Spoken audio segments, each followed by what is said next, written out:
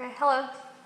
Thank you for coming here to the Gurdwara for this interview for this important project that we're doing, the Punjabi Canadian Legacy Project, which looks at the history of the Punjabi community in all regions of British Columbia. So I'm just going to ask you a few questions and you just answer to the best of your ability and what you remember and recall from your past. So first of all, what's your name? My name is Manjit Manhas. Okay. And what's your date of birth? August 20th, 1961. Okay. And where were you born? I was born in India. I was 1 year old and we immigrated to England. And we were in England for 4 or 5 years and then immigrated to Canada. Okay. Where in India were you born? In the Punjab. Okay. And then when you immigrated to, so how old were you when you immigrated to Canada? I was 5 years old. Okay. Do you remember anything from that time? From that time? Yes. Like in terms of immigrating here? Yes. Okay. What do you recall from that time period? I would believe we flew into Calgary, and my mom and my sisters and myself. My dad was already here 6 months prior. Here in Golden? No, in Nanaimo. Okay. Because all my dad's brothers lived in Nanaimo. Okay. And we were there 6 months, and Dad didn't really like it there. And we came to Golden to work in the mills. Okay. And yeah, we came here. There was a lot of snow and cold. Okay. What year was that you came? In 68, okay. December. Okay, in 68. So first you arrived in Calgary, and then in Calgary, how did you guys get to Nanaimo? Greyhound. Okay, you took the Greyhound to Nanaimo, and then you met your dad there? Yes. Had you met your dad before, or? Yes, okay. Yeah, he was with us, but he just came a little earlier to get settled here. Okay. Okay, so he was with you in England before? Yes. Okay. Okay, so you talk about the snow. What's your earliest memory of Canada? Well, that was one of my biggest memories, and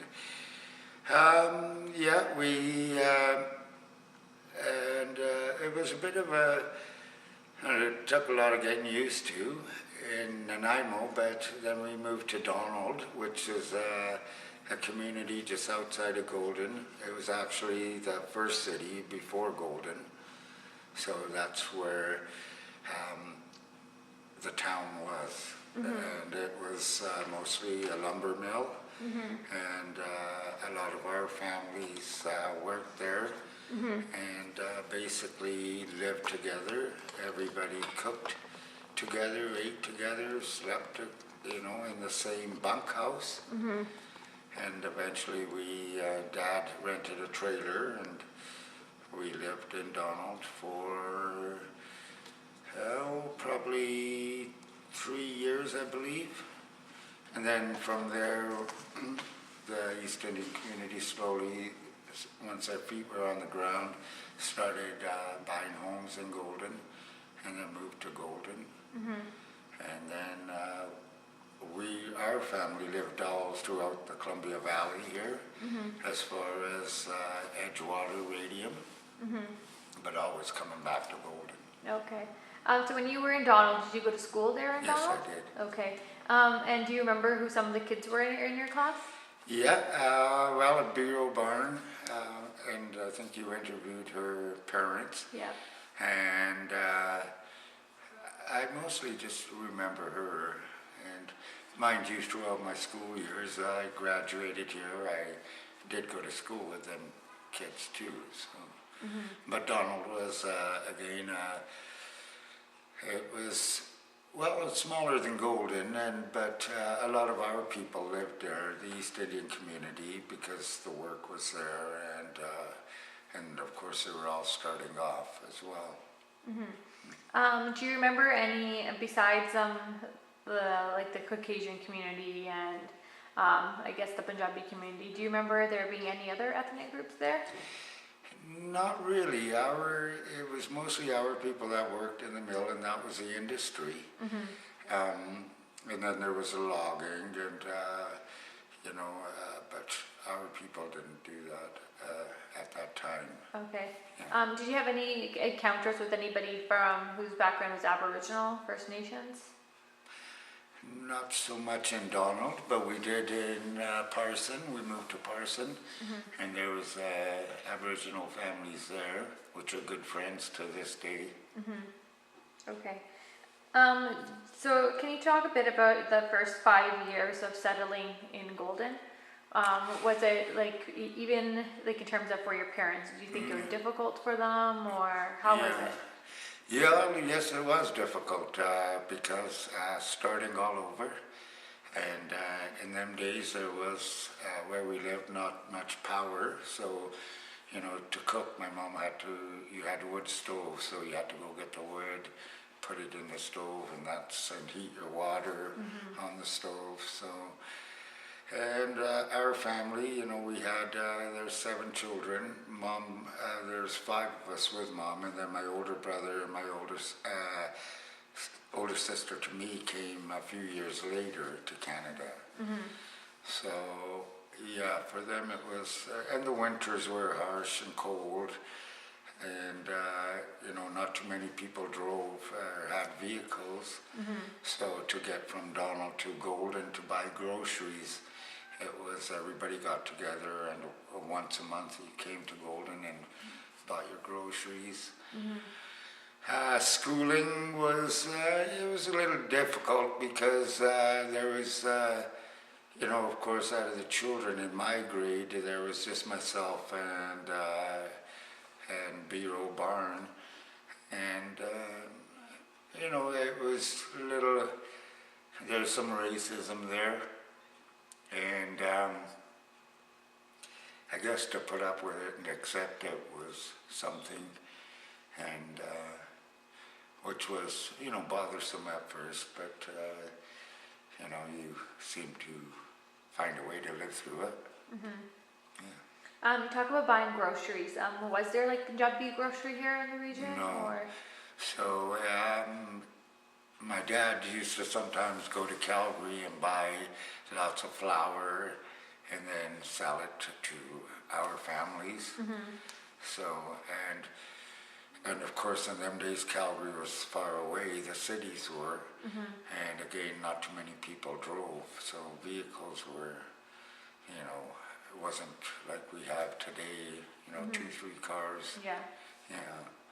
So, but the families were close-knit, you know, everybody was together and supported one another, and basically it was one big family. And then until, as I say, they all lived in the same bunkhouse, you know, mostly the men came first and the wives and the children came later, just so they could get their feet on the ground.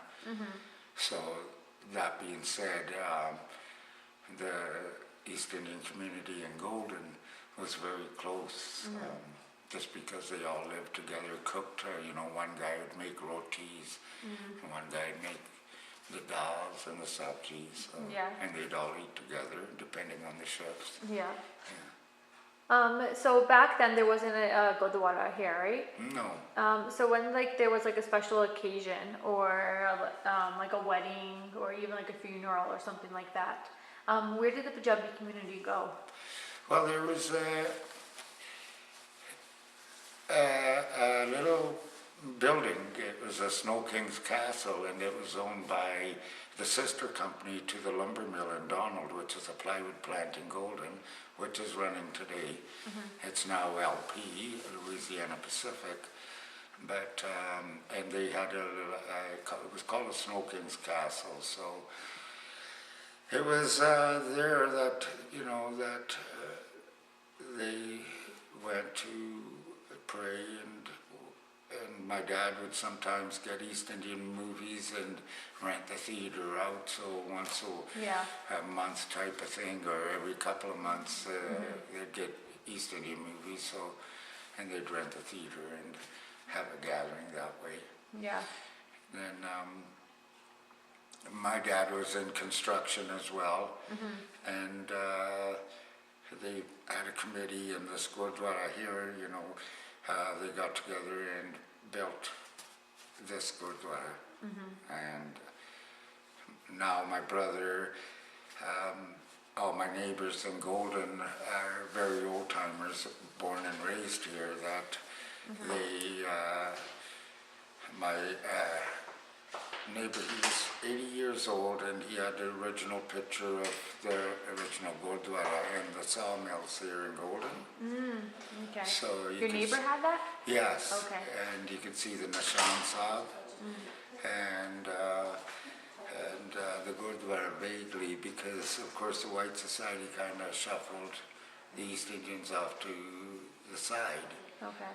And right now, so as it goes, my brother actually owns a property. It's a bigger piece of property, but he will someday pinpoint where the Gurdwara was. And he's had talks of, giving it back. Okay. So you said that you've lived in Donald and Golden. And what are some other communities that you lived in British Columbia? My whole life has been in the Columbia Valley. Yeah. So from Donald, we moved to Parson, which is about 20 miles south. Okay. Just you moved, or your entire No, family? my whole family. So Dad, after Donald, he didn't quite like it. Oh, okay. And Mr. Dummy was a good friend of Dad's. Yeah. So from Donald, we went to Parson. Edgewater, by Radium. Okay. And then from Radium we went to Parson. And again, it was a company house, so we had no running water in the house, and you used to have to go outside to the well and fill up your water, buckets of water, and we had the wood stove. Mom would do all her cooking and heating the water on the stove. Okay. So when you left Golden and Donald, did you guys go to these other communities to work in the sawmills, or? Yes, my dad did. Okay. Okay. So. Since leaving India at the age of 1, have you gone back to India? Yes, I go back every couple of years now. Okay. Just to take my children there and show them, and even for myself, right, to get to know India and the culture and how life works there. Yeah. And so now actually my son and I just went in February, so every 2 years we go. Okay. Do you have, so the snow, the place that you talked about, what was it called? The hall where you used to watch Snow King's Castle. Snow King's Castle. Is that the same thing as Logala Hall, or is that different? It was a building that the local mill plywood plant had, and they would put functions on, like community dances and that. So our community would use it. Okay, so because other people have been talking about this other building called Logala Hall. It was like a hall. It was a building made out of logs.